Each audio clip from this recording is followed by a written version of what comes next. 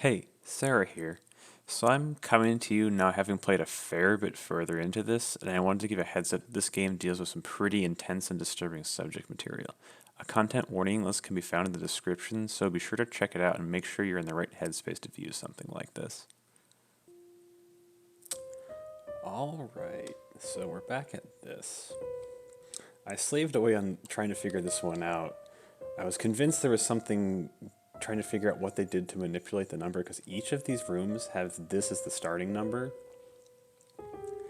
and then has various different numbers. I was trying to see if there's some sort of relation to them, adding them up, and I just was getting nowhere and I was like, damn, am I this dumb? I'm just like, no.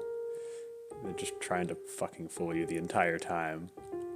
So, if it's one thing that's common between all of these rooms is they have the number sequence 1, 2, 3, 4, 5, 6 written.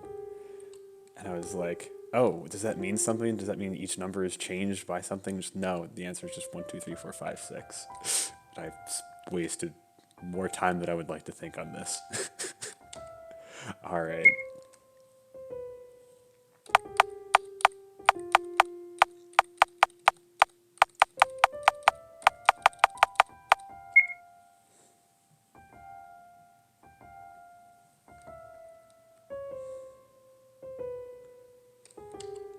Memory 1, feminine. Dear girl, I saw your eyes sparkle when you saw this dress in the making. Want to try it on? I don't think I'm cut out for dresses, Aiden. Why so? What I saw before me is a fair young lady. Wouldn't a dress suit you? Look, it looks like it was just made to be worn by you. So wear it proudly. Okay, I'll try. Also, you should let your hair grow. Wouldn't it look weird? Believe me, it wouldn't. You make a wonderful lady when you grow up.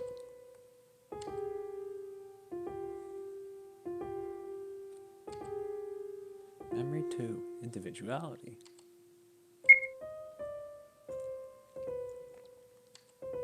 Oh, you're flattering me. No, it's my pleasure.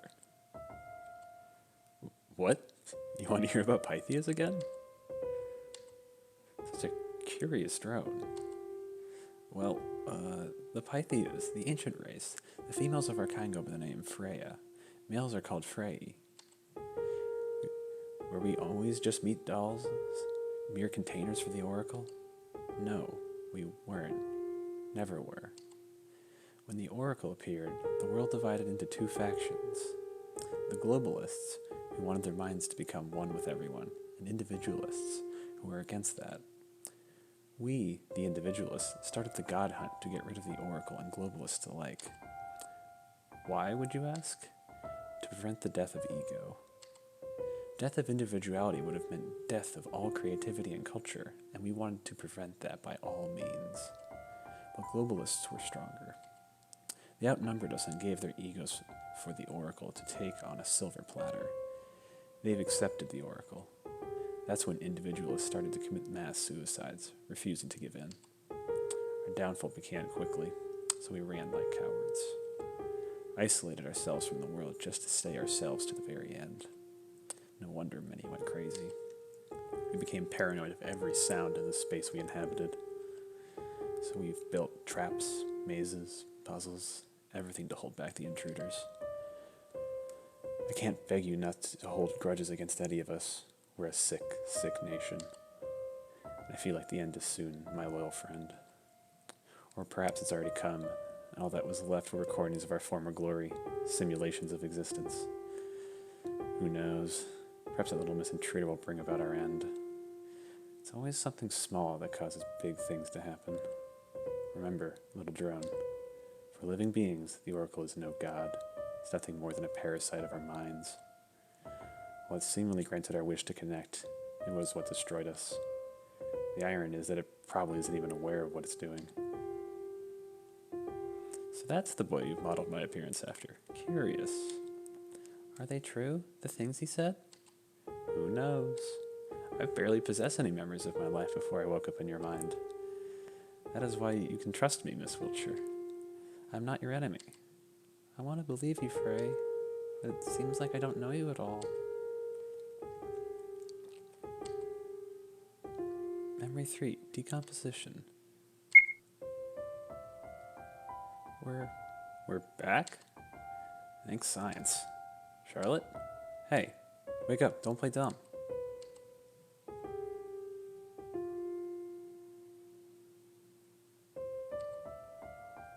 She's decomposing? No, this can't be happening. Wasn't the Oracle supposed to be dead? You know, Miss Wiltshire. Yeah? I had a thought there, which may have also been your thought, but that's besides the point. Maybe Mr. Honecker started distancing himself from you because he became afraid of you? Alex isn't a coward. Is that so? Then perhaps afraid is a strong word. He's just not sure it's you anymore. You turned into a lump of meat right before his eyes. Wouldn't anyone have suspicions? Perhaps you're right. We can't go back to those days anymore. It's all because you took pity on me. Now you're doomed to face the consequences. That's all there is.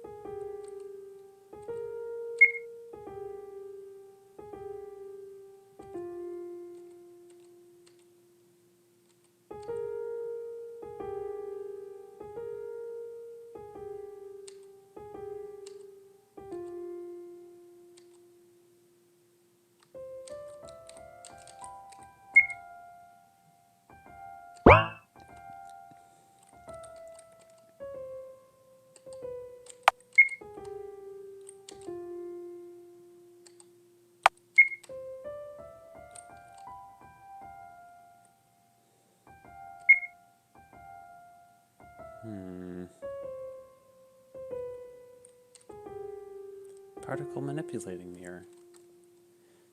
2 effects available, it says. Are we going to use it or misuse it? Let's use it. Transparent effect on. Oh, we're invisible now.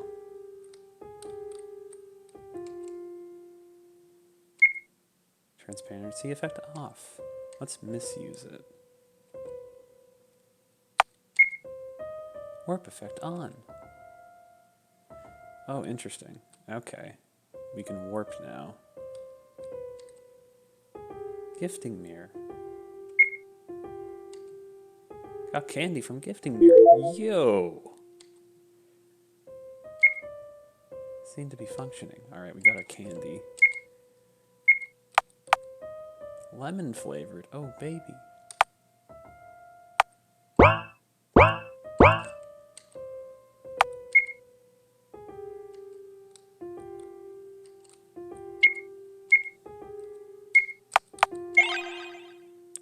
Eat the candy. It tastes like chicken soup.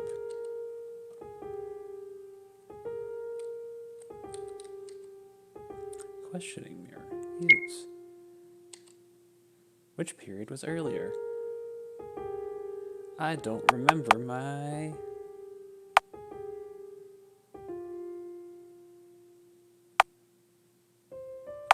Neolithic. Boom.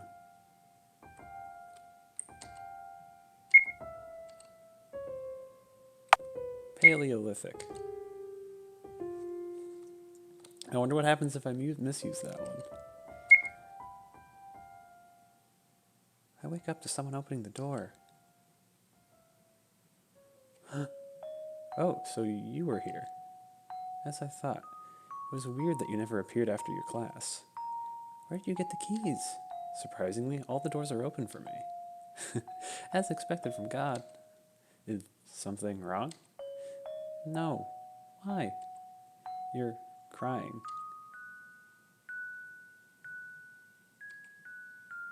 I must have startled you. Huh? Ah, why is it, I wonder? Maybe I'm just a little tired. Here. I felt red flowers bloom on my hands as I wiped my cheeks. The wounds are healing? Thank you, C, for coming to help. You're welcome. You should go ahead of me. There's something I need to take. Oh, alright. Take care.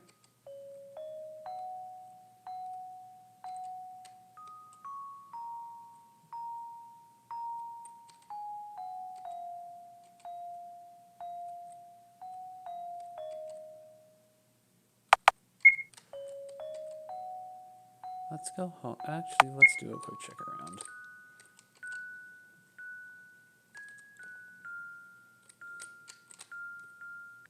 Oh! Fuck, I forgot about these. Let's get out of here.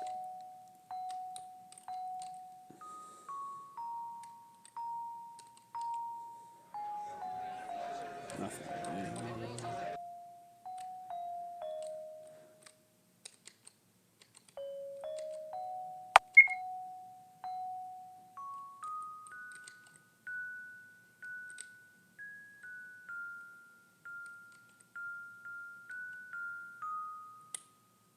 I wonder what happened to Henri.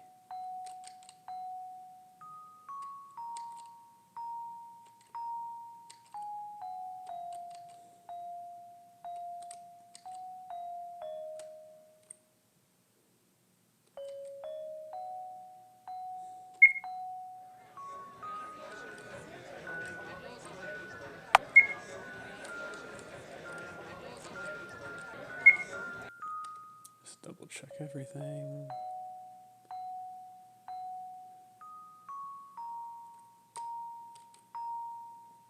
Alright, yeah, nothing here. Let's go home.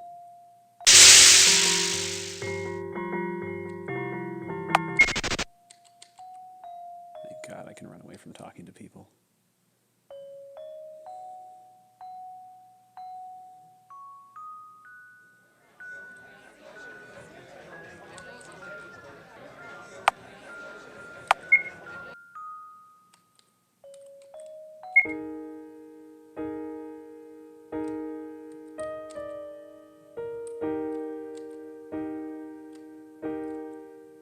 Ow!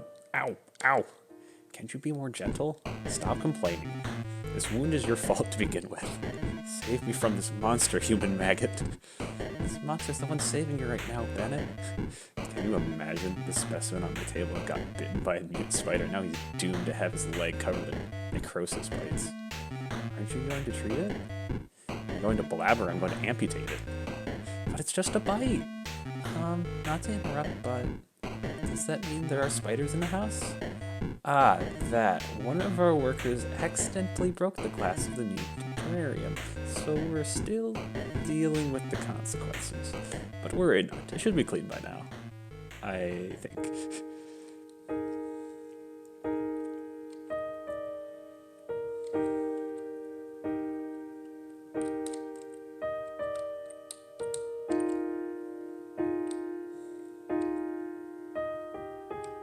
Is the acid gone from the tub? Nope, there's still acid in the tub. Let's not touch that.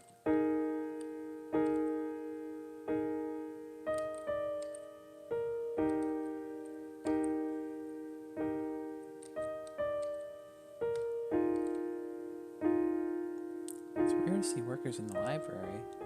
Hi! Hi, Florence. You look pretty today. Oh, hey, thanks. Thanks for helping me the other day. I brought something in return. It's my Bennett blackmail logs. I extracted some memories from his brain while he was asleep.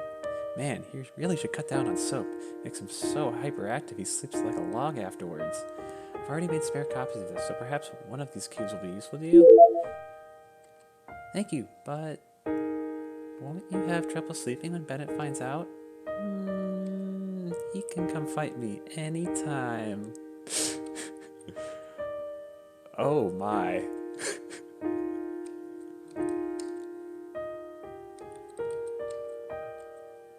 Okay.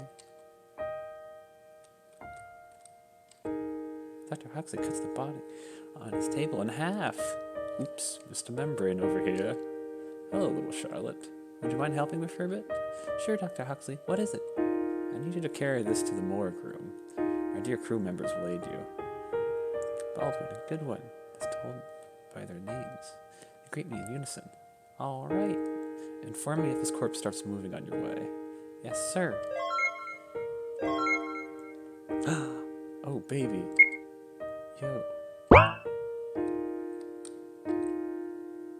Do we have corpse in our inventory? Oh, we don't have corpse in inventory. Aw.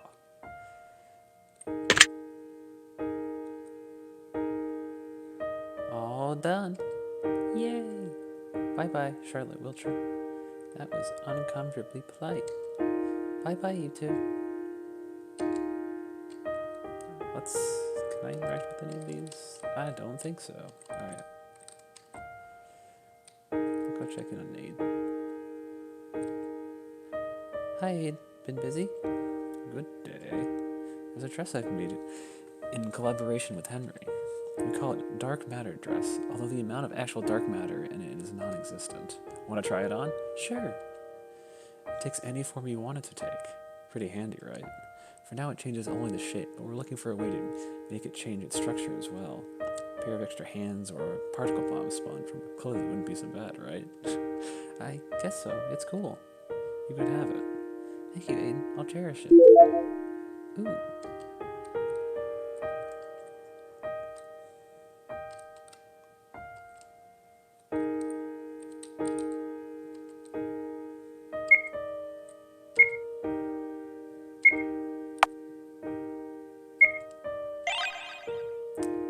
Yeah. Actually, let's save first.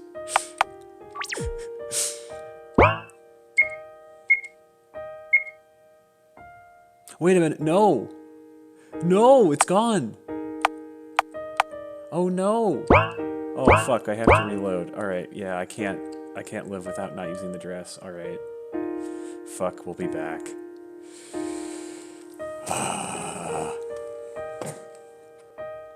Alright, so we have the dress again. I'm saving. And now we can put on the dress.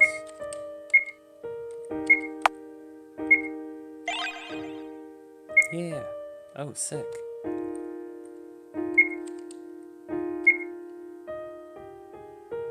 Okay, so you can't hit no. If you hit no, you just fucking lose it. Damn it. Oh, cool, everything looks dark now.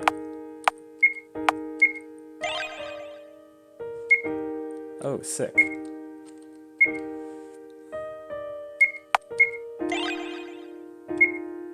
Alright. Awesome.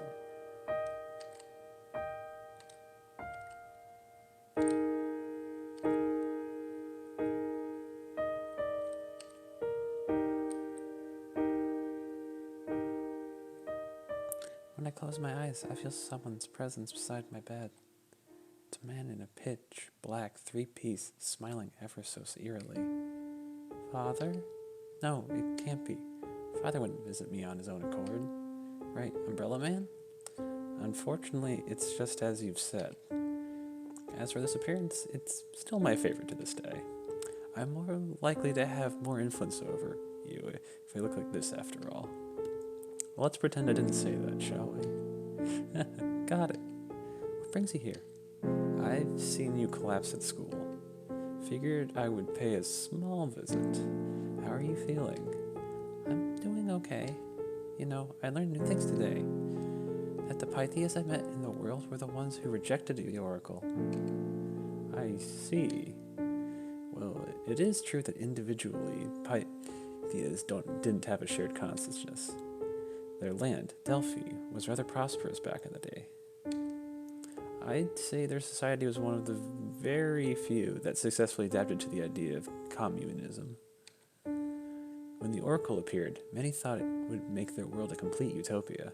You see, even a young Oracle is powerful enough to grant wishes, as long as it finds being to form a symbiosis with, of course. Most of the Pythias wish to be connected, to be understood by each other. However, most does not mean all. The war between globalist and individualist was only the beginning. However, not even the globalists fully believed that their wish would be granted, so it became twisted. The tragedy is that their minds didn't become intertwined as once. No, the process was incredibly slow, crippling, excruciating. Imagine thoughts and feelings of other people around you creeping into your head, buzzing in until you can't tell which thoughts individually belong to you. Imagine your own mind exposed to others. Your every embarrassing thought, every fleeting feeling. Doesn't it feel humiliating? Constant headache, loss of privacy without loss of ego. The god we worshipped was the devil in disguise. That's when the second god hunt began, of which you had the luck to catch a glimpse. When the process of becoming one indistinguishable mass with the oracle went on and on until it consumed most of the population.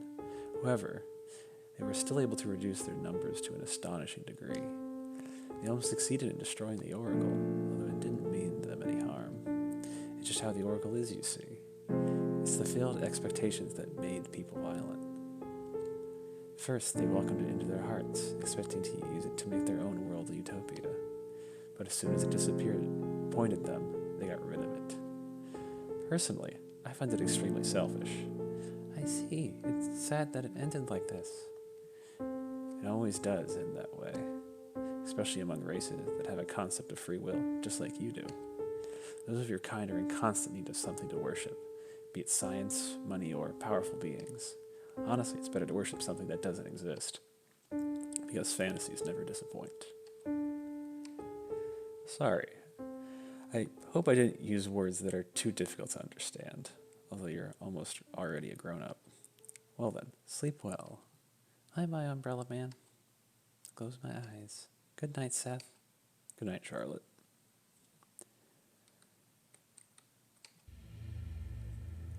We're playing the piano in 4 hands. Wonderful, you're getting better. Say, Frey? I was thinking of the story you told me the other day. Why did the paper princess let herself become soaked in ink? Isn't it toxic? Why, yes, ink is poisonous. Then why? Because of love, of course. That's the only reason? It's the sole reason, in fact. It seems there is a fundamental lacking in your understanding of love, Miss Wiltshire. You see, the final and the sole goal of love is the loss of individuality, the ultimate death of ego. To love is to sacrifice your ego in order for two to become one, to mold your thoughts, beliefs, hobbies, and character traits into one. That is why Paper Princess became the same as Ink Princess. They became one of a kind.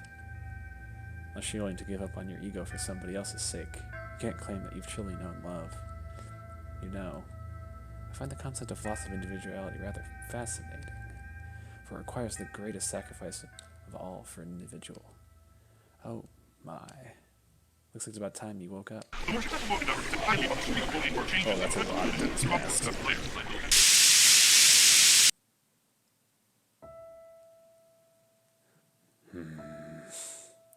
Morning, Seth. Let's get up, go to school, and go back to sleep.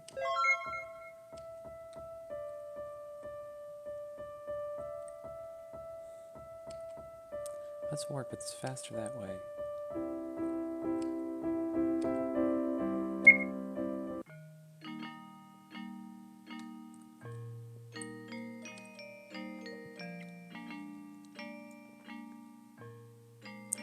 Henry is absent today. I wonder if something happened. Let's start our class. Today's drawing lesson. Oh, I like drawing. You're allowed to draw flowers, landscape, political leaders. You're not allowed to draw what you want. Are we clear? Sounds like art class. Class nods. What should I draw, I wonder? Let's draw something else. Draw a big mad cat. Oh, it's my mad cat. Perfect. Class passes. It's lunchtime. I'm gonna eat on the rooftop today. Check on the mad cats.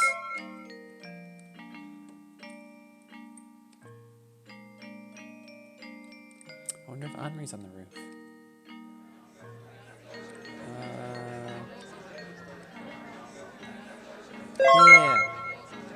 see what happens.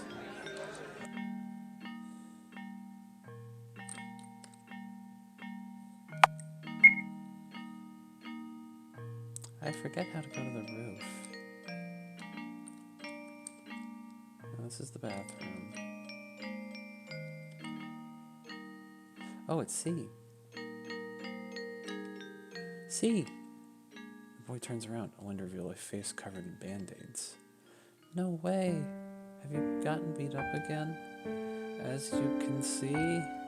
Well, I did refuse to take out the trash during cleaning duties. It's unfair. Why do they pick on you? Well, they must be disappointed in me. That's why they're upset, furious. Because I'm a misophobic god stuck in a human body. How can they worship me if I'm powerless just like them? Still, remember, I won't be in this vessel forever. In fact, I'm looking for a way to get rid of it. It's almost impossible in the house, let alone school grounds. But I think I finally found a way to go back. Who knows, perhaps I'll return to my domain faster than one could imagine. So you're leaving soon? Everyone does leave, eventually. Anywho, do you feel like joining me for lunch? Sure. Sit on one of the benches, I tell C about the oracle inside of me, about puppeteers, observers, pythes, and executioners. I tell him everything I know. He doesn't ridicule me. In turn, C reminisces about his past experiences and other worlds he's been to. You know, I remembered something today. I remembered another human vessel I used to have. It was a land where half of mankind ascended and were blessed with a gift. The gifted left their planet and built a city in the skies. It was given the name of Aether. It's made of pure white, and those who lived there all have white hair. My gift was to cause cell apoptosis, so everything I touched directly withered the next very moment. That was how my mother died. Right after giving birth, she cradled me in her arms. That was a fatal mistake. Those with gifts are as dangerous as that were kept in isolation from civilians, myself included.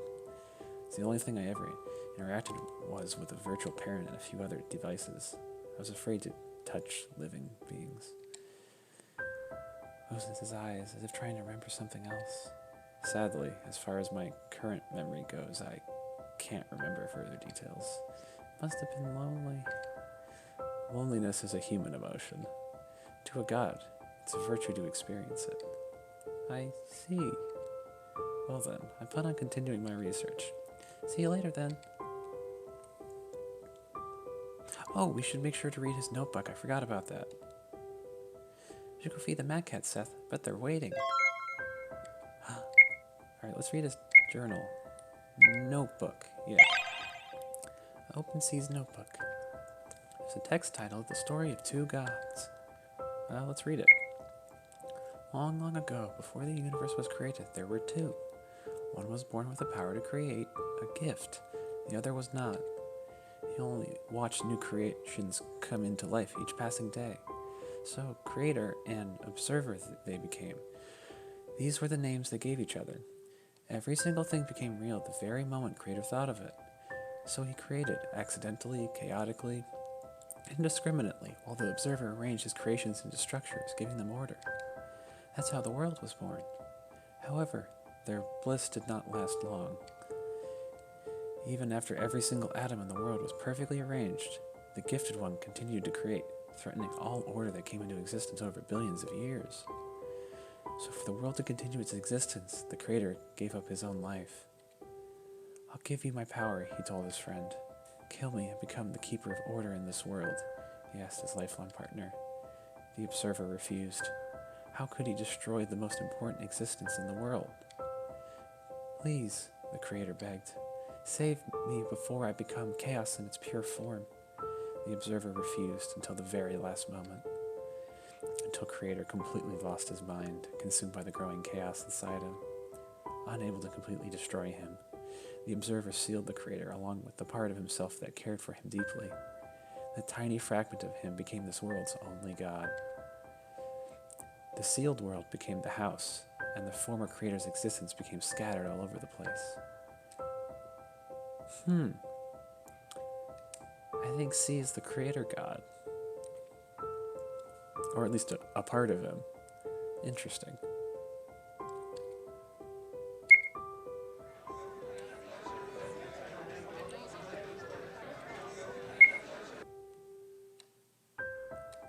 Oh, this is spooky.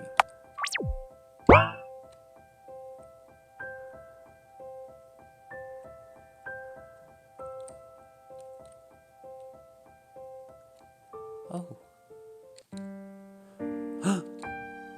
Oh no! They're all dead. Someone puts a hand on my shoulder. I barely feel its presence. Pets aren't allowed here. You knew that, didn't you? So nobody's responsible for what may happen to them. I played with these mad cats. I gave them food. I tamed them, Frey.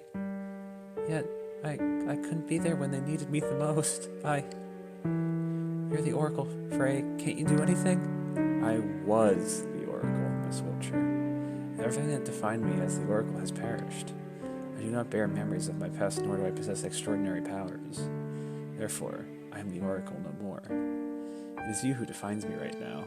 However, it still greatly exhausts you. You use even a pint of my energy consciously, your life substance will collapse, just like the last time. And returning dead back to life is no laughing matter. As long as you reject me, we will eventually drain each other and perish. When we merge, however, we shall attain great power. The question is, are you willing to give up your ego for the sake of someone, or die an individual? Think about it. Ray walks up to the heap of small bodies and crouches beside them. Poor little things. Let's give them a proper burial, shall we?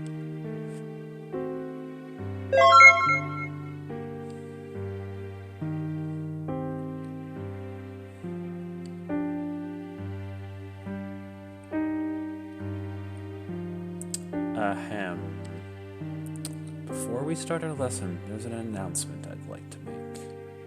As you all know, pets are not allowed on the school's territory. Yet, seems like some of you have been feeding them against the rules.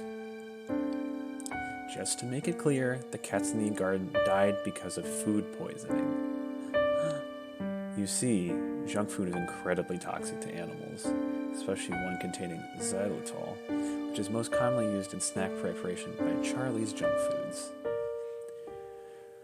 Whether you did this as a prank or not, it's incredibly cruel to kill an animal like that. So whoever did it, make sure you dispose of the corpses in the garden. The guards aren't your janitors, so I want you to take the responsibility yourselves. No way. It can't be. It just can't be. It can't. Death, it was all my fault. No. It's because they were hungry. It's because Ari told me to. It's because Seth decided to feed them. It's because I was made to do this.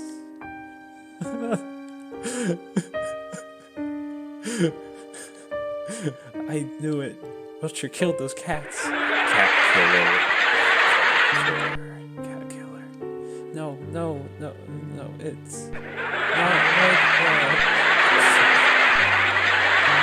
I just wanted to help. I'm sorry.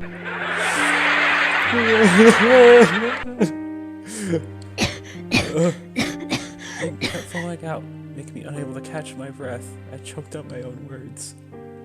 It's all my fault. I wake up in tears. C's face hovers over me.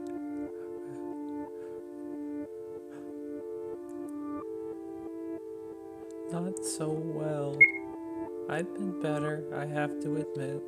Why are you here? You don't remember? I carried you here. Oh, I've caused you trouble. I know how much he hates dirty things. It's okay. As I thought, you became targeted because of me. But don't worry. I found a way out. Let's go. Where to? What's happening? I found a way out of the house. Trust me. It'll be okay. There'll be no guards, no classmates, no routine in the outside world. No one will raise a hand against you either. But what if we don't like it out there? We'll go back, right? Right, we will. Well then, I'm afraid we can't waste any more time. Let's go. The elevator goes to negative F1. It's activated on this floor. That's the floor we need to get to. All the doors open for me, so getting further won't be a problem. Be careful not to alarm the guards. Then when they find us, it's over.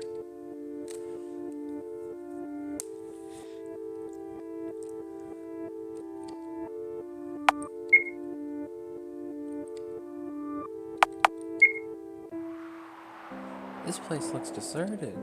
Are you sure it's okay to wander here? Don't worry about it. Let's look if we can find a shelter here.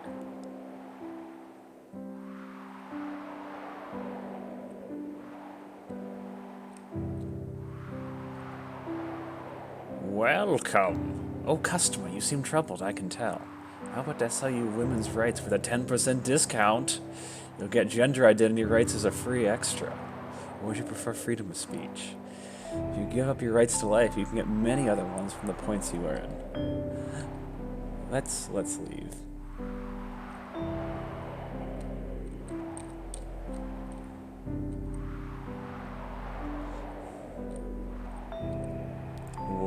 Welcome.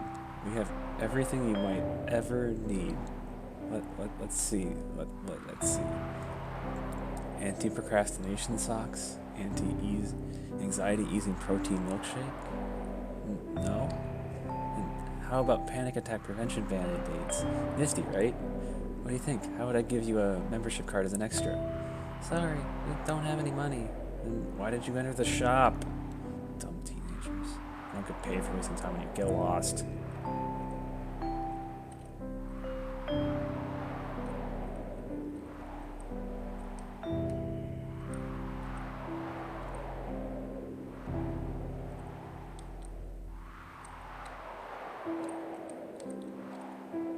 Something's wrong. Well, it says religion on the entrance, but no matter how I look at it, it's just a department store. Oh, silly customer. Did you really think there was supposed to be something else? The religion of modern age is capitalism, and banks are its churches. Anyhow, do you need anything you don't need? I don't have any cash, sorry. Not a problem. The money altar is over here. The what? The altar. ATM. Don't tell me you haven't heard of it. Ah. Now I see. Sorry, we really don't need anything. Thank you for your service. Come again. I'll be praying for you at a local bank.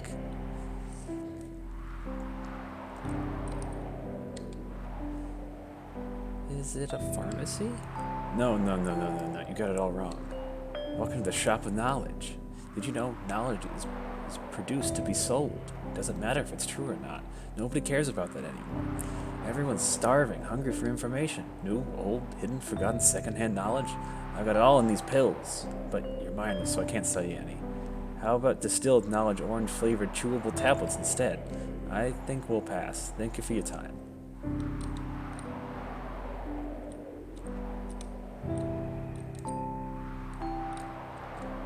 This shopkeeper looks surprisingly normal. Wait until they suggest you living food. Sounds promising, although I don't have my wallet with me.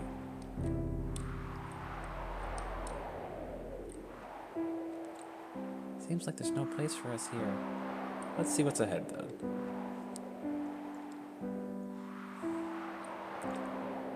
What lies ahead is a maze.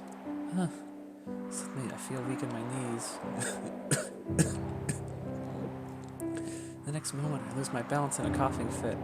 He crouches beside me. Are you okay? No, I just remembered something. The rays reminded me of it. I see. It must be a painful memory. Can you stand? Sure, don't mind me. That was a very painful memory in the first game. Art gotcha. One time, use cards inside. Yes, please. Night gaming, okay. Let's save. Last time I played with boxes, I got killed.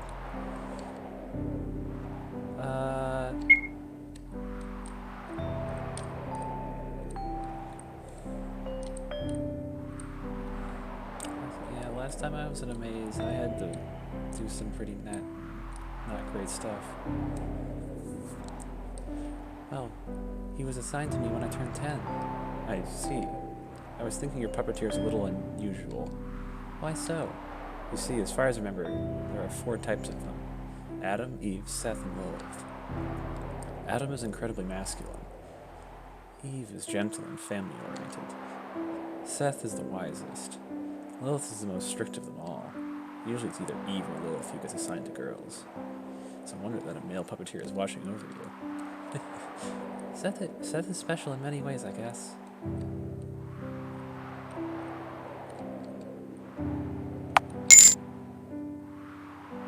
Don't hinder.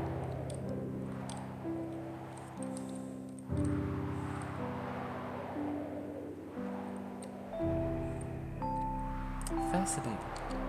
Can you read what's written here? Let's see. Memorials for anonymous leaders, the true rulers of the world.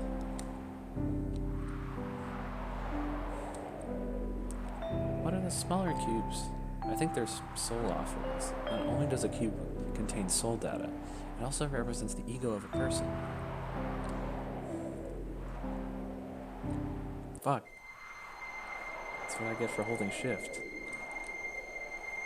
All the unwanted, all the unneeded, all the excessive, all that amount to nothing are buried here in the forest of the defective. It smells so strong that I cover my mouth and nose. See, it is the same. I wonder who these people were. They're all failures, and the victims of the trial, most likely. But the trials don't kill people. In a way, they don't. What do you mean? Haven't you heard? If your cube gets formatted, you'll become empty. What'll be left is an empty shell devoid of personality, a hollow human. You're no more than your puppeteer's mute self-insert. You'll keep doing quests, opening boxes, and running around until you eventually collapse. And you'll be buried here. It's garbage of the society.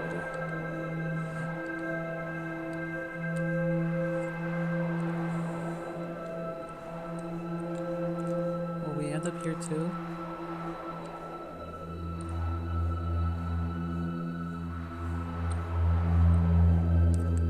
People are hanging out on tree branches. It's a suicide spot.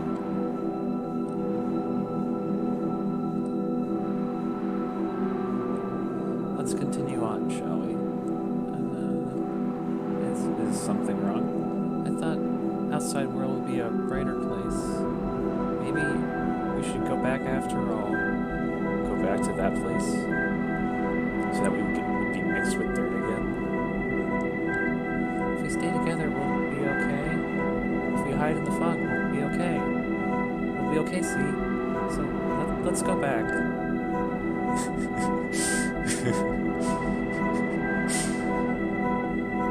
The world that's reflected in your eyes must be a wonderful place. It must be a very kind world, full of color, but it's not the world that I see. To me, it's a bleak, disgusting place. Even the air here is unpleasant. Believe me, this contaminated lady is in a place for her to go to. But where can we go? Isn't it obvious? I don't understand. I found a way back to my initial form. I took these from the infirmary. The amount we'll have to take is rather big, but I've made sure there's enough for 2. Still don't get it. Sorry, it must be my bad choice of words. How do I say this?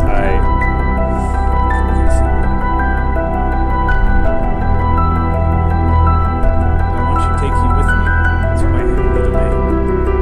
We'll get rid of our heavy bodies and rise of all of our dwellings. We'll be the ones to purify this world. We accept Charlotte Richard. I want to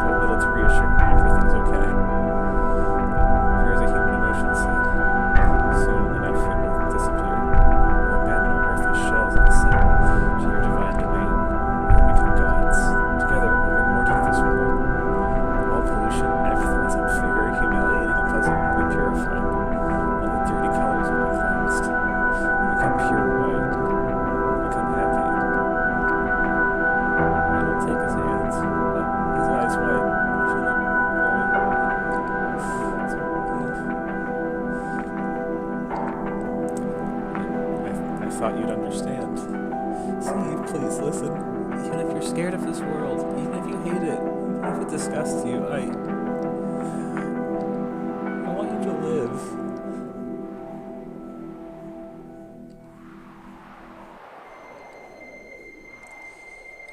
It's a panic attack. Watch him freak out in front of you. You're unfair, see?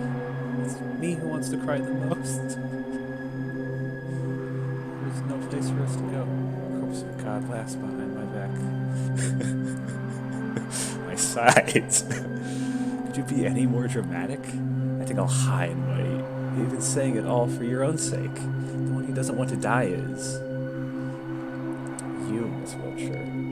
Despite all the self-harm, all the big dreams and fantasies about self-sacrifice and whatnot, you still want to live your pathetic life until the very end.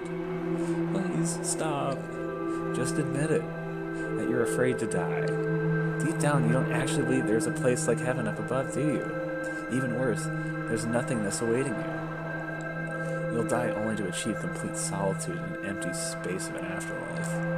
And even your beloved Seth will be there for you. Why would they stay with you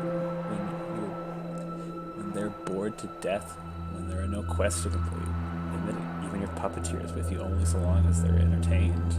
Shut up, shut up, shut up, shut up. I want you to be honest with yourself. We both know it, right? That everyone only wants to use you.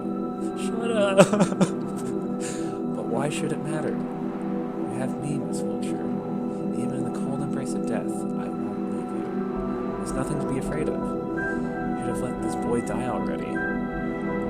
Across his throat, seize him with all I have. We fall down. I'm strangling fury with my own hands. It's getting hard to breathe. I just want you to open your eyes. Look, can't you see this boy is dying to disappear for good? He doesn't want to be saved. He opened up to you, and look what you've done. You're the cruel one, Miss Wiltshire. Here they are. Seize them.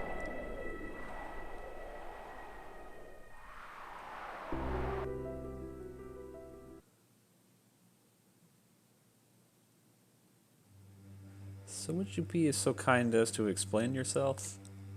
It was my initiative to leave the house, sir. I forced Charlotte Wiltshire to come with me. Miss Wiltshire, is that true? It is.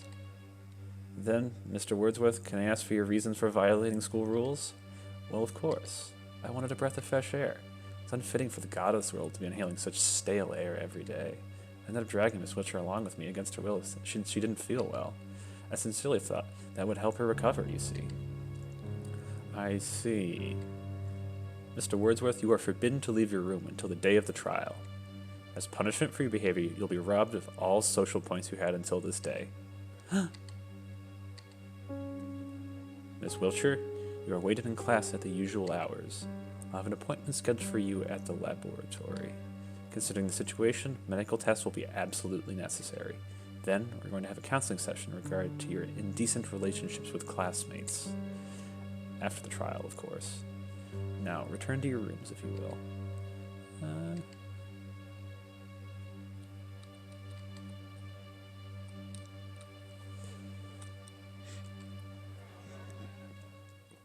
You needn't have covered for me, see? I only told the truth. Still, you've lost all the social points. There's no way you can get past the trial like this. About that, there's something I'd like to ask of you. What is it?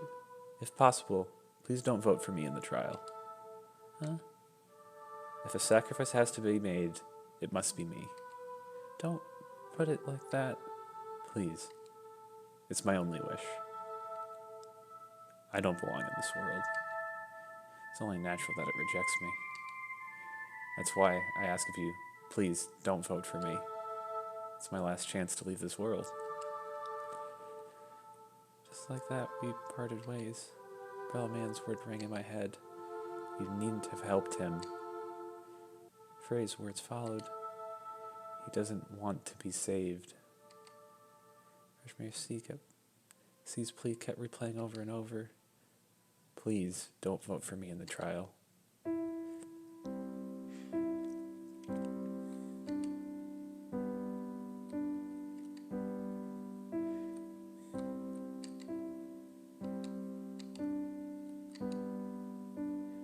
Oh, where is everyone?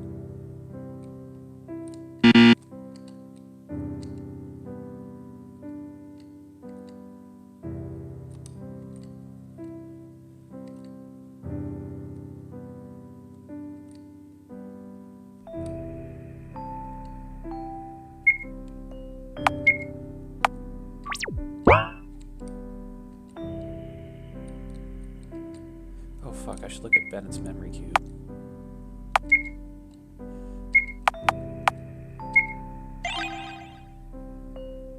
Please don't hinder my sleep.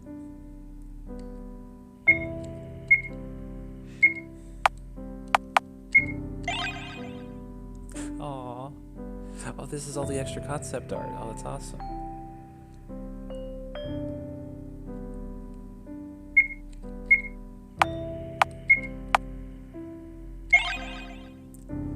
Yeah, let's use the memory cube. Oh, cool.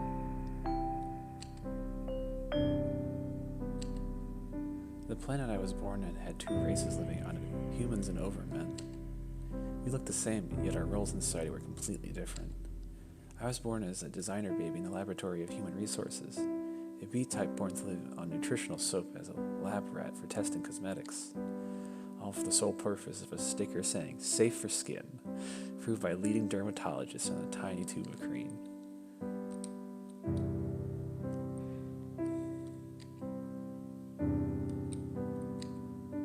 A-types are the smart ones. They were fated to participate in intelligence tests and, surprisingly, parapsychology. We had this Paul guy appearing on the TV all the time, predicting match results and making weather forecasts. He died of overworking. This is striking me as some brave new world shit. D-types are the workforce. They're sent to the most dangerous places like nuclear stations, mine shafts, and such. B-types are good looking and have good stamina. They're used in commercials, the movie industry, and medical tests. C-types are the living stock. They're used for mass-producing meat products and candles, pieces of clothing sometimes, but it's banned in most areas thanks to some activists. Then there are E-types who are used as pets.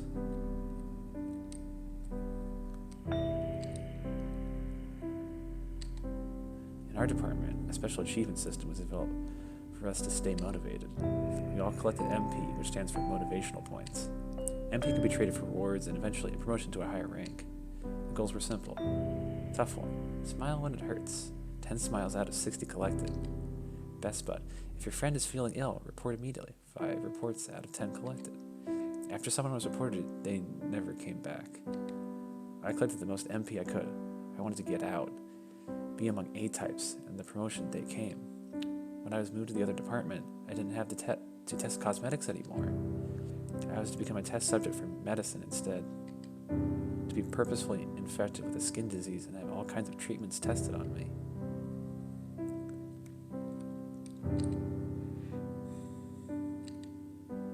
My hair flew out. It grew back. My bowels were full of ulcers after I took an experimental drug. They were restored. I vomited and vomited and vomited, all food turning sour in my mouth. I felt like my insides would come out through my esophagus. Rinse and repeat. Rinse and repeat. Over and over and over and over and over and over and over and over and over and over.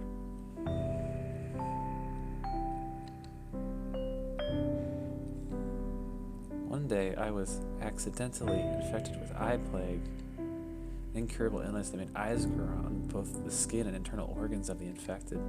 Naturally, I was scheduled for disposal. I spent a month in isolation thinking it was the happiest time of my life. Disposal day came.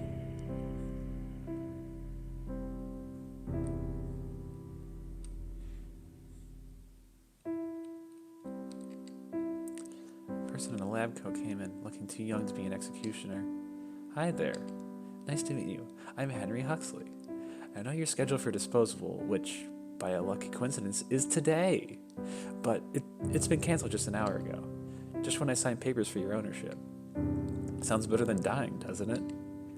I'd rather be dead, Mr. Huxley. Is that sarcasm I'm hearing? Ah, yes. They must have stopped giving you intellect suppressants, for they are not cheap. It would be such a waste to give them to a defective specimen, am I right? You know, I'm researching eye plague. Yes, the uncurable eye plague, which I'm going to cure. And you, my dear, are going to become the face of my success. You see, it's the first time a B-type got infected. You're too valuable of a material. It's the fact that your specimen are the most beautiful of all types, as you're constantly using commercials. It wouldn't be an exaggeration if I said that you were chosen for a pretty face. And timing is also crucial. Just recently I realized that I have less than half a year to complete my thesis. And that is a little troubling. You madman. Yes, I am. Worry not, we'll become the stars of the modern time. Science bless us. That meeting marked the beginning of our alliance, and people started dying of the same in the name of science.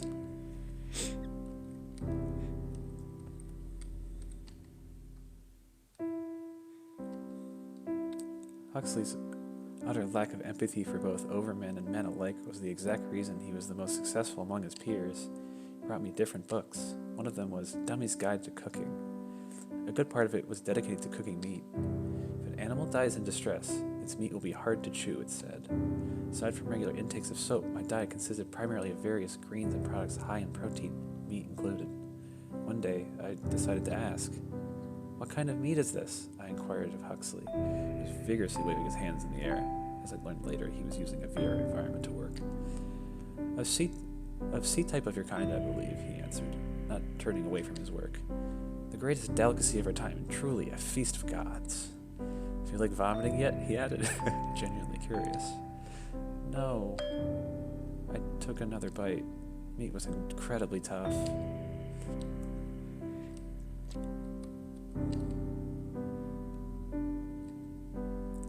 Huxley brought me books and taught me reading and writing.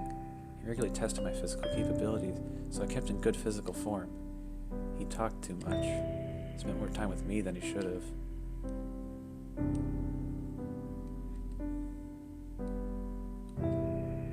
The day Henry Huxley cured eye plague was the day he told me to get into a body bag and declared me dead to the whole scientist society.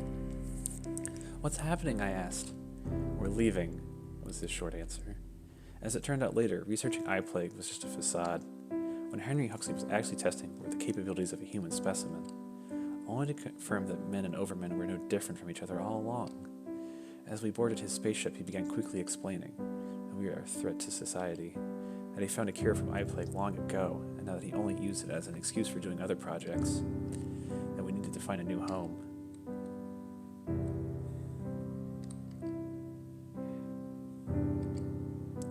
We printed all the money we needed on the day we arrived at the house. That's how we ended up living here.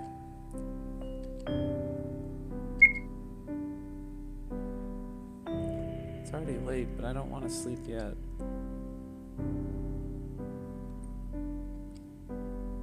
You can see if anyone's still awake.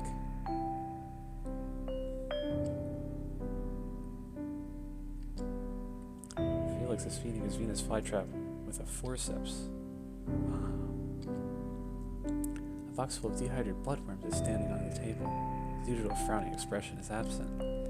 Come on, seal your mouth. Here comes the food. After a moment, he noticed my presence in the room. Ahem. Can't sleep? I sit beside Felix. The flytrap, now closed, seems to be enjoying its meal. I can make you peppermint tea if you want me to. No need, it's okay. Say, you still remember that time we went to the Oracle's world? There's no way I'd forget that, right? And that thing happened in the end. What did it look like to you? It looked like you melting into biomass right in front of me. What did it look like to you then? It was like holding hands with a beautiful girl. Messed up, right? My whole head is messed up. Do you still stay true to the routine, like I advised you? I do. Get up, go to school, and back to sleep again. I believe that as long as I maintain those simple rules, my mind wouldn't crumble without the pills. Then perhaps you should go back to taking the... No! I just can't do that. If you disappear, if everyone disappears, I'm sorry. Forget it. The trial is coming soon, too. What if you get chosen? I won't. I've made some friends. And I've done some socializing, too, so there's that. Is that so? I'm sorry I can't be of help. It's okay. You've already done so much more for me than you should have. Besides, I'm already a proper grown-up. So I should be able to handle my problems myself. Right, you're grown out of toys. But honestly, that naivety of yours is unbelievable. Suddenly, the atmosphere in the room changes. Umbrella Man, didn't we agree that you wouldn't touch house tenants? Oops, I forgot. My bad. Are you afraid I'll hurt them? Umbrella Man brings out a scalpel from Felix's lab coat, bringing it to his throat. Feel like remembering old times? Wait, stop it! Although your reaction would be undoubtedly amusing, it's not my interest to have you completely and utterly mind-broken. Puts down the scalpel away, still playing with it in his hands. Why didn't you come, Umbrella Man? No specific reason. How's your new friend doing? Not so well. I've heard him. I see. Umbrella Man laughs and feels this. It sounds shivers down my spine. Anyhow, I came to give you a friendly advice. I want you to choose wisely during the trial. If you do, who knows? Perhaps you can save a life. That's all I can say. Bye-bye. Next one, Umbrella Man is gone. You look like you've seen him ghost. It's nothing. I should really go to sleep. Thank you for talking to me. Good night, Felix. Good night, Charlotte.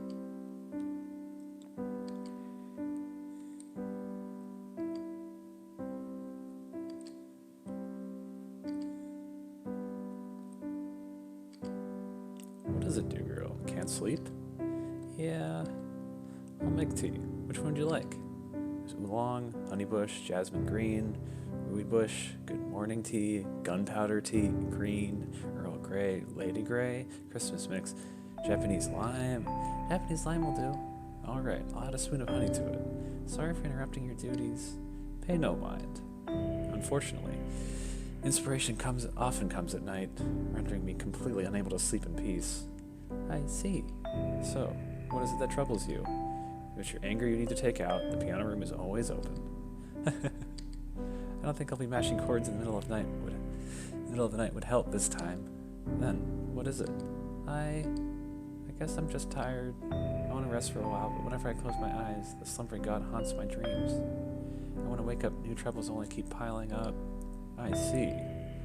Why don't you spend more time in the dressing room? I might have a few dresses you haven't tried yet. I'm short on feedback, especially since Felix refused to help lately. See, he has a rather slender build. You've been so busy at school lately. I got it. Thank you, Aiden.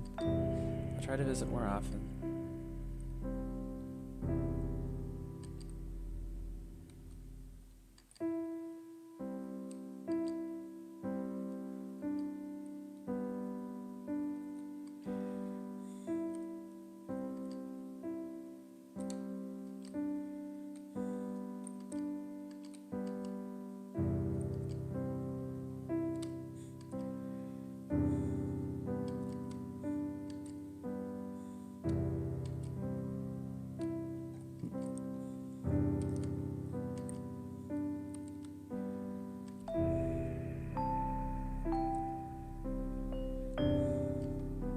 Good night, Seth. Night, Charlotte. I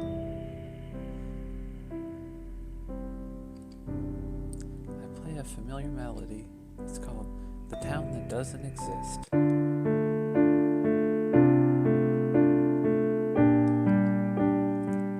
Frey closes a mirror book he is reading when he sees me.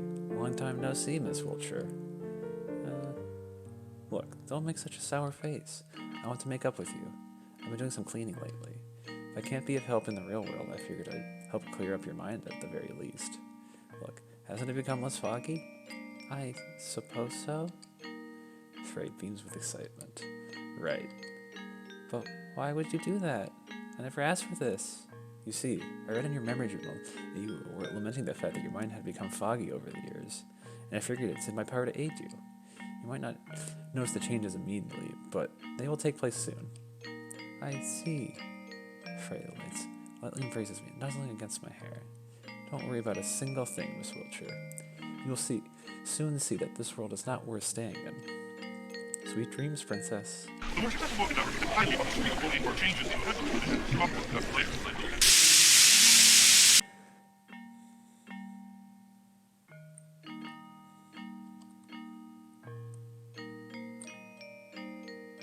No one's here.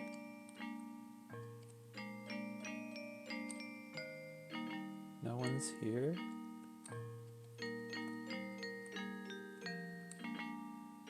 No one's here. Not even Mad Cat?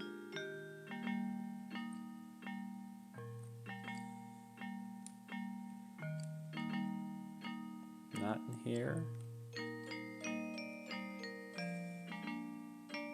Not here. No.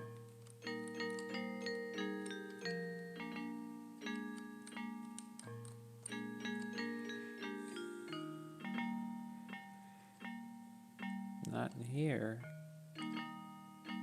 Not in here either. Where is everybody?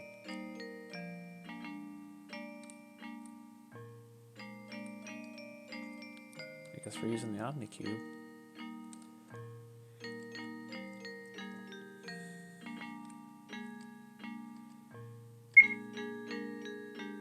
Huh? Nothing happens. Seems like the warp cube is broken, Seth. Let's go look for the other way around.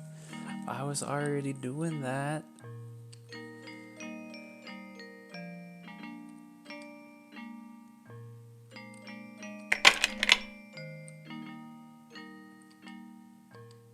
Damn it, we still can't bother the neighbors. We're closed for maintenance. Thank you for using our services. Don't come again. Let's try using the warp cube again, Seth. It's organic, so maybe it changed its mind.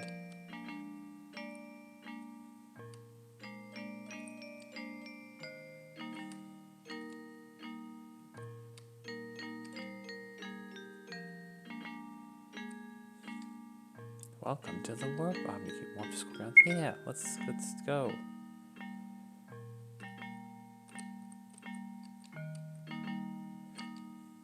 Go away, ugly. What the hell is your problem? Get lost, Wiltshire. Is it something I said?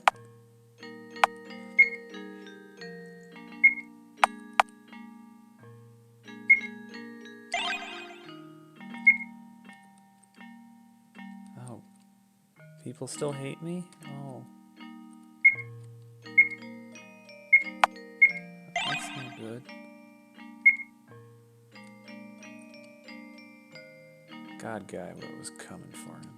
So will you. I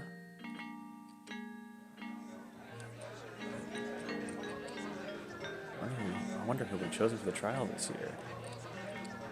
Get lost.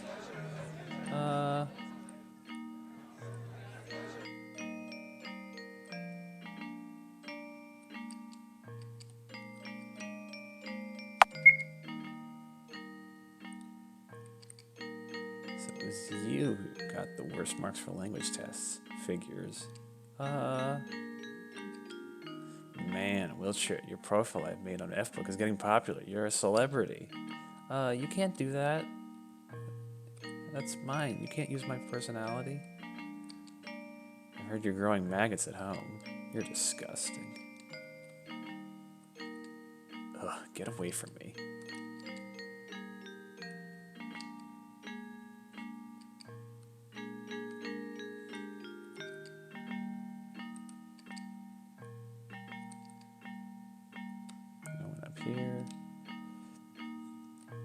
Wonder if we'll find out what happened to Henri.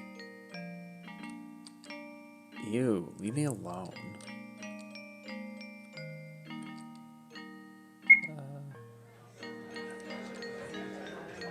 I have nothing to talk with you about.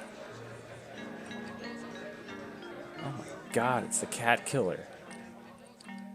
Eek, get away from me. You look like Wiltshire. Well, let's go to the garden.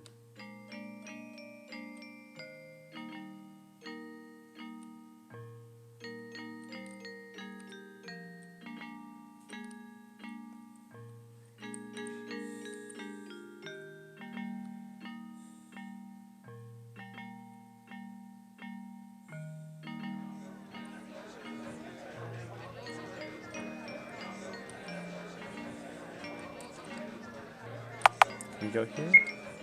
Access denied.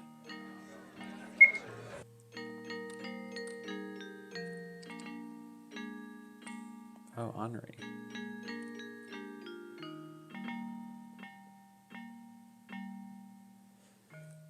For this lesson, you should organize into groups of 3. Huh. Henri's sitting too far away. She probably already found someone to work with. Seth, find us a group. We already have enough people. Sorry. Didn't hear you. We have enough people. Did you hear? As much as we'd like to have you with us, we're full. Whoops, we're full. Oh, it seems like you haven't got enough people. Well, yeah. Psst. Are we really working with worthy of being in Wiltshire's group? Everyone. Is there someone without a group yet? Oh, I can join you. Then it's decided. Sorry, we're full. Mutilated student. No. Sorry, can't take you. We already have enough people, sorry. Can't be of help, princess. Find yourself another group. Let's go back to our seat.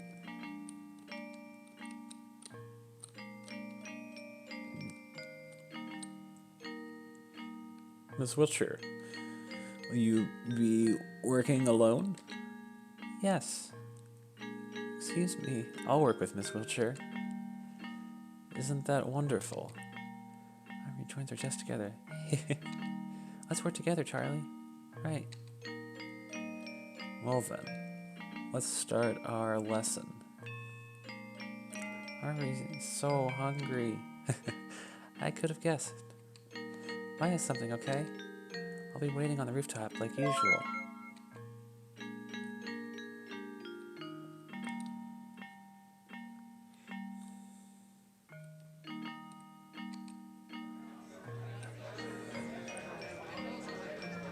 Sandwiches that Henri loves. Oh, I don't have any money left for myself. Seems like we'll be skipping lunch together, Seth.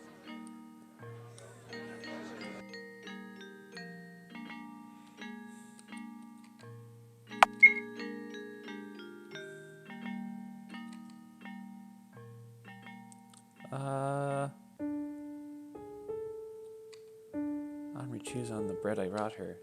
You know, Charlie, there are rumors about you and Vincent going around in the school.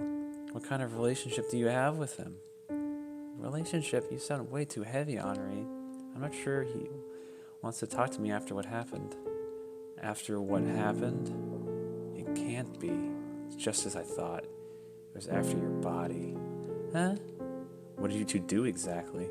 Nothing much aside from the ascending to the heavens thing. Oh my god, what? That bastard. See, he didn't do anything bad, Henri. There's no reason to... Shut up. You would be a little dense in the head, but let me tell you. Boys who act all mysterious only want to use you. You may hide it however long you want, but I know you're quite well endowed. Wasn't it a Hammer out of my hands. Stop it. You look like a tomato. Jeez. By the way, why don't we go feed the strays today? Henri, you know. The mad cats we fed. Yeah, what about them? They're dead. Oh, And it's all my fault. It was me who brought them bad food and... What are you talking about? It was Seth who didn't do anything to stop us. Moreover, they ate it themselves. I could have done something. Said would listen if I simply told him that they... Listen, repeat after me. It's not my fault. She grips her hands harder, her pretty nails digging into my skin. Do it. It's not my fault. It's not my fault. It's not my fault. It's not my fault. See, it's not that hard. Right. You still look down. Is there something else that worries you? Well, the trial is soon. I'm worried that the choice I'll make will be the wrong one. Why so? You'll vote for Henri, right? Henri won't get angry at you for that, silly. That's what friends would do after all. Or am I wrong?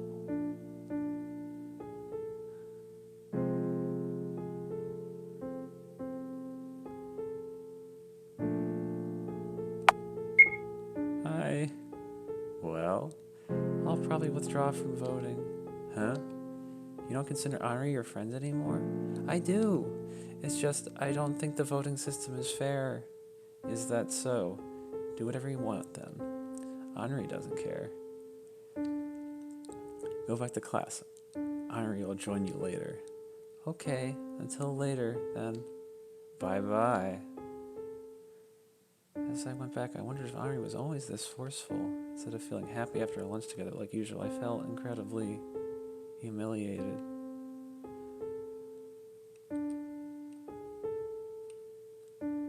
There's something on my desk. There's something I want to tell you. Come to the rooftop after class. See. Huh? I wonder what happened.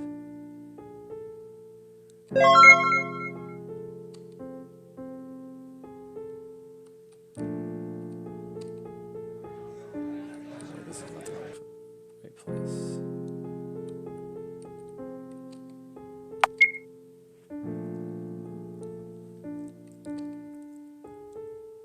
Huh? Oh, fuck.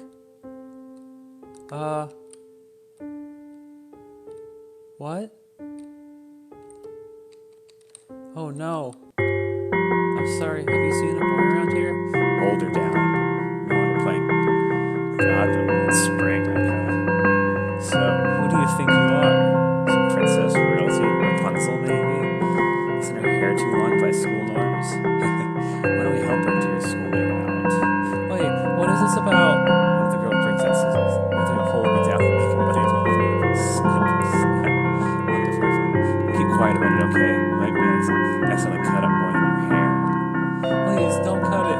Shh, she thinks we'd listen if she asked. Such a pity if our little princess got bald all of a sudden, right?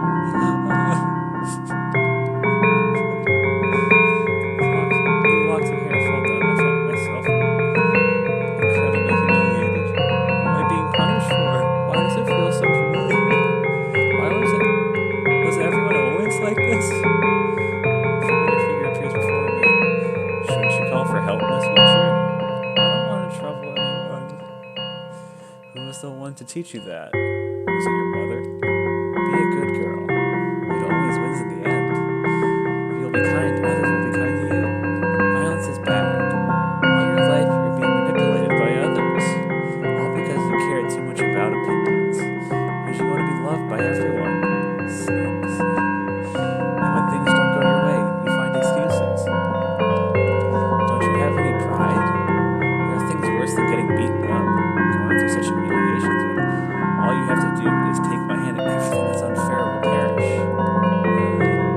It doesn't matter if it's just me who'll get hurt, Frey. No. We both know that's a cheap lie. In fact, you want somebody to save you, very much so, but you dare not ask me. Because you deem yourself unworthy. No response, huh?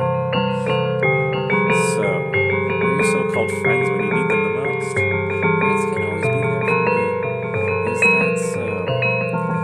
Just so you know, even if your friends abandon you, even if your mother abandons you, even if the whole world abandons you, I'll always be by your side. Please, keep that in mind.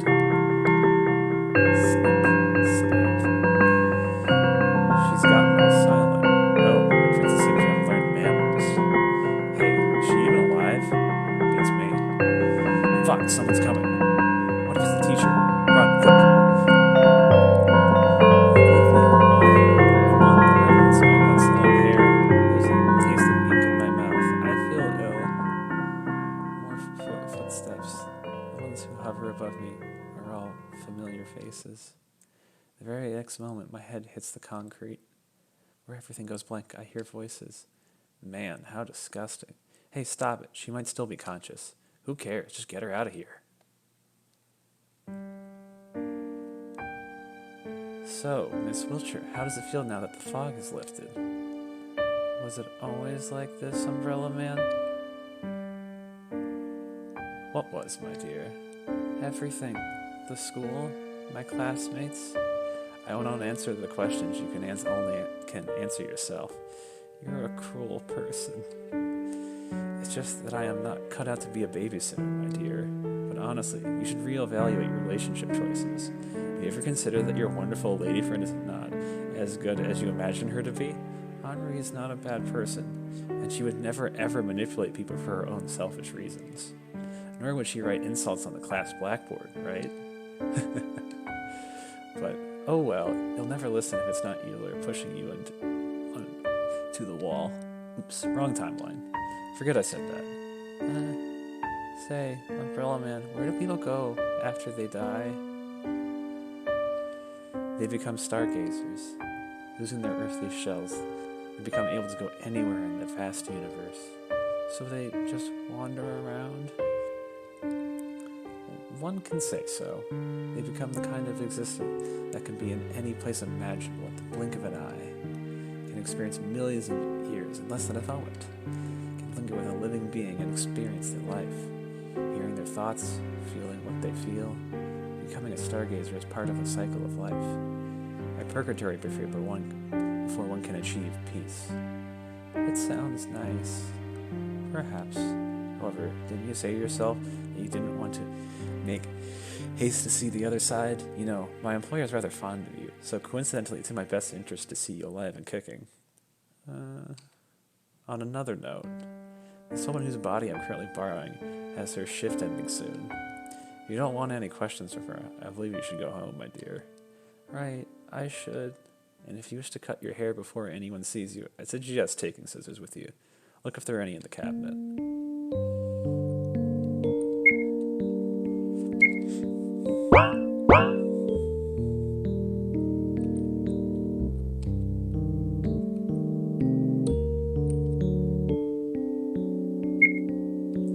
Let's go home, Seth.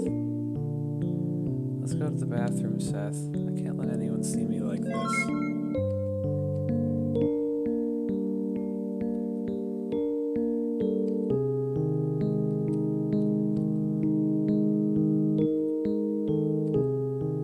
I lift up the scissors. My hands are shaking. The scissors are very sharp. Just one careless slip and it could be all over. Flowers will bloom from my skin and I will no longer... Someone takes my wrist. It's Aiden. Good evening, my dear girl. When have you been doing your haircuts all by yourself? Aiden takes the scissors away from me in one quick movement. Allow me to help. Do you have any image of what you want your new haircut to look like? I don't know. That's alright. I'll do something about it. Snip, snap, snip, snap. I know this sounds all too well. But somehow, right now, it's comforting. And done. I look in the mirror. A stranger's reflected in it. It's a corpse I burned in the incinerator. It's beautiful, Aiden. Thank you. I'm glad I could be of help. I'll be taking the scissors, okay? Okay. Aiden pats my head before leaving. If you ever need to talk about your troubles, I'll always be here for you, alright? Alright. Next moment, Aiden is gone. Hey, Seth, how about we visit Dr. Huxley too? Okay, Charlotte, let's do that. The bathtub is perfectly spotlessly clean, no signs of mutilated bodies whatsoever.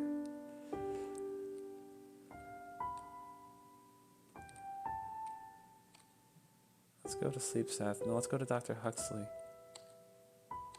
No! Okay, good.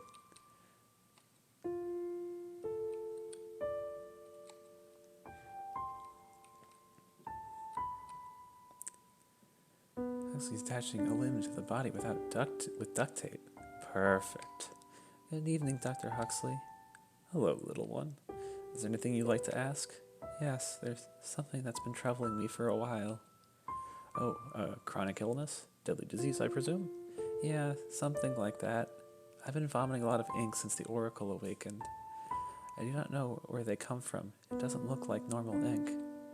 If it was, your intestines would be full of ulcers by now, or worse. Let's have a look. So, did you find anything, Dr. Huxley? To my surprise, I haven't. I believe this illness is of a psychosomatic character, which means that the problem lies in your mind. I'm afraid I can't be of help in this case. After all, I'm a surgeon. If it's not something I can cut out, well, you know. I understand. Thank you, Dr. Huxley. I'm happy to be of help.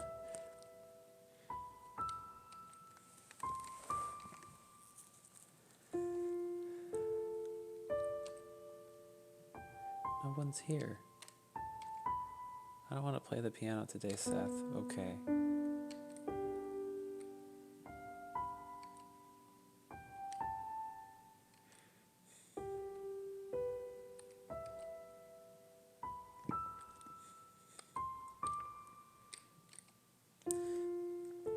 Bennett and Felix are sleeping soundly with the TV still on.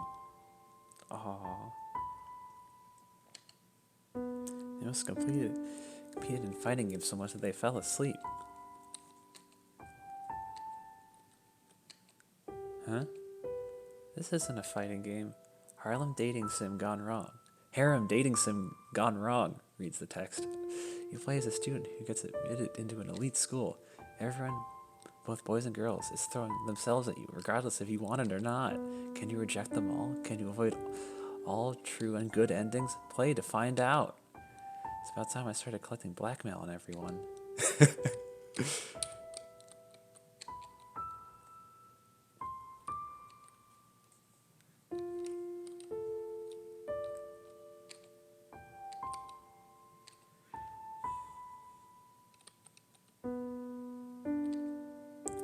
trial is coming, Seth.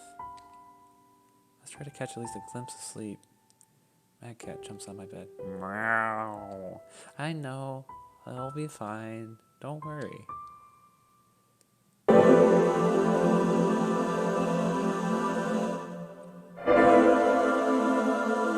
hear the sound of pages flipping. Oh, you're awake, Miss Watcher. Huh? Where am I? Your mind, of course. Where else can you be? But can't you see? It's our good old mind library, lying in shambles. It's too close, Ray. Rachel softly, but doesn't know. You've accepted me into your mind. How much closer could we get? Frey? Yeah? Read me something. Will an old memory journal do? Anything. Very well. Choose one. Memory of a yellow ribbon or memory of a graveyard. Let's read the yellow ribbon. It's a memory of a umbrella. It's quite short, so I might as well read you another one. The day I got a yellow ribbon. It was on my 8th birthday. Umbrella Man stood in the darkest corner of the room, blending with the shadows. He stepped out of it only when everyone else left. He extended his gloved hand to me. It was a present. A yellow ribbon. For your birthday present, I got this ribbon. You were born colorless, he said. I said, tying it around my collar. It's the people we meet who give us color. Where does a memento of our alliance, will you? Memory isn't. As I promised, there's another one. You've hardly seen a fragment of it, though. A memory of my first dress. Slightly short haircut and dressed in a way that one would call girly. When Aiden awoke after Dr. Huxley's treatment, he was Krampus no more. He took my hobbies, cooking, painting, drawing, so like that. He took particular interest in making dresses and invited me to try one. It's wonderful, I complimented him wholeheartedly. I don't think I'm cut out for dresses, Aiden. Why so, he was extremely curious.